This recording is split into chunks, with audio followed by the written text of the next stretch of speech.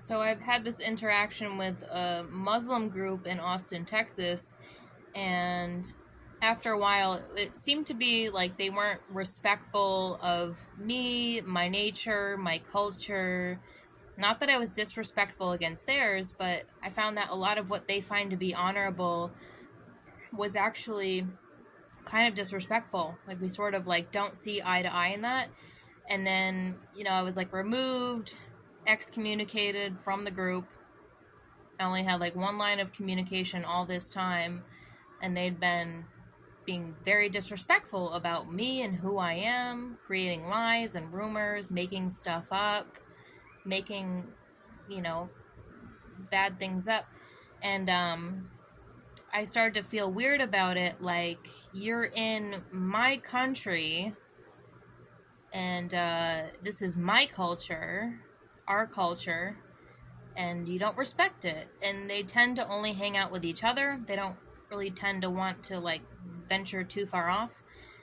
And I started to feel like, well, it's weird that like you're in my country, this is my culture, and you don't respect me.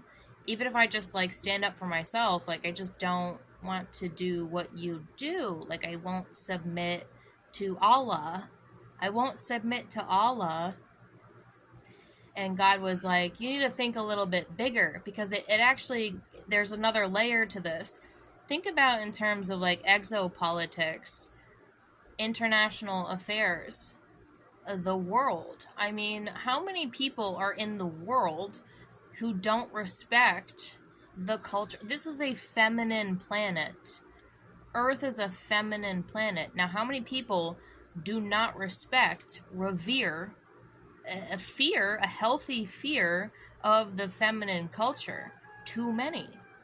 So God's like, think one step further. How many people are here who don't respect, have a healthy fear, and don't revere the culture of this planet?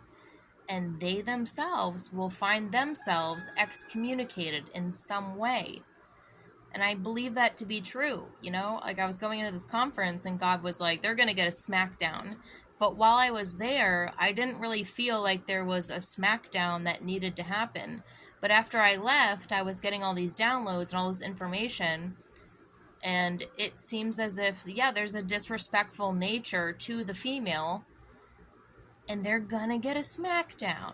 In exopolitics, all these other cultures, alien groups, I mean, we're talking alien groups, like, they're gonna get a smackdown.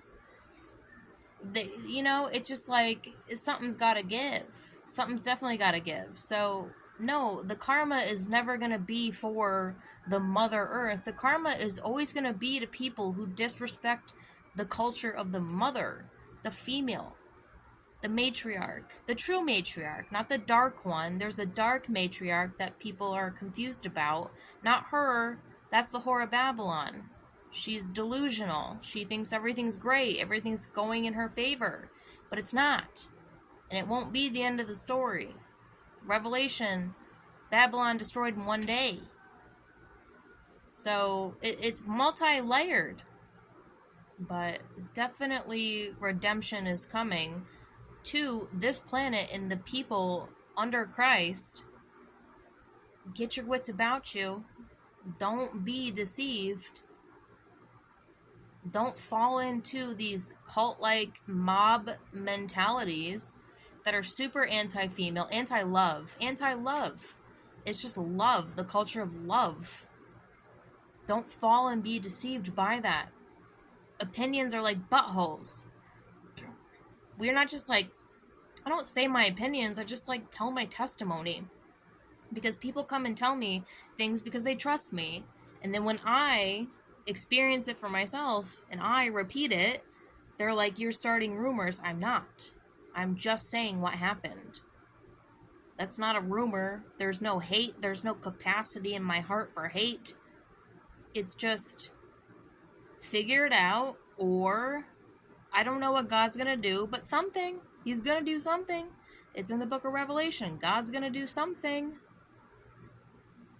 Because we cannot coexist. It's not harmonious. It's not like healthy for creation. It's not sustainable for anybody. to have a dark matriarch, to have a dark patriarch. It's not sustainable for anybody. And at some point, it's going to come to an end. God allows it for so long. At some point, it comes to an end. And I'll be so interested to see what that looks like.